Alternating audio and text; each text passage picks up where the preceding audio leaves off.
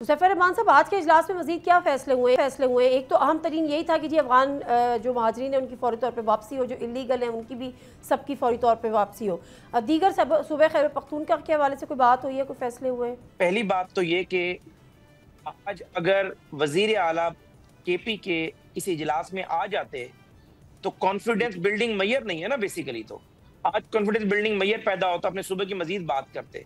और दूसरी बात, जिस बात का तहरीक इंसाफ जगह जगह पर रोना भी रोती है या एहतजाज करती है या गिला करती है कि जी अफगानिस्तान के मामले में बातचीत कर ली जाए और बातचीत को प्रेफरेंस दी जाए, तो वजीर आजम ने कल स्टेटमेंट दिया कि 48 घंटे हैं, वो हमसे बातचीत करें, इस मसले का हल निकालें।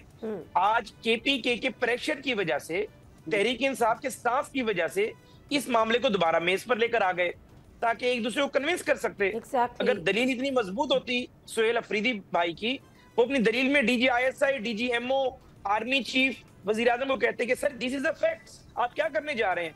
20-25 शुरका सुनने वाले होते हैं, वो कहते नहीं बात तो सुहेल अफरीदी ठीक कर रहा है, आपने एक मीटिंग खाली छोड़ दी, इसका मतलब आपके पास कहने को कुछ नहीं है। फिर कल ऑपरेशन स्टार्ट होगा, आप हमें बुलाया नहीं गया।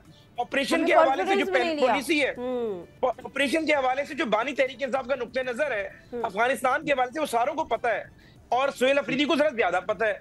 तो आप वही मौका अपना आकर उस फोरम पर रखते, क्या पता आपके फोरम से हम भी कन्विंस हो जाते। हम भी सियासी लोग हैं, अफगानिस्तान से हमारे भी बड़े मरासिम रहे, हर पाकिस्तानी के रहे, जाहिर है वो पाकिस्तान में एक लंबे अरसे तक हमारे मेहमान, हमने उनकी मेहमान नवाजी की।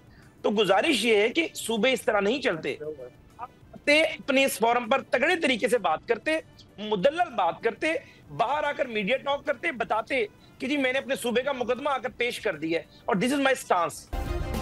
सब्सक्राइब करें और बेल दबाएं ताकि कोई खबर रह न जाए।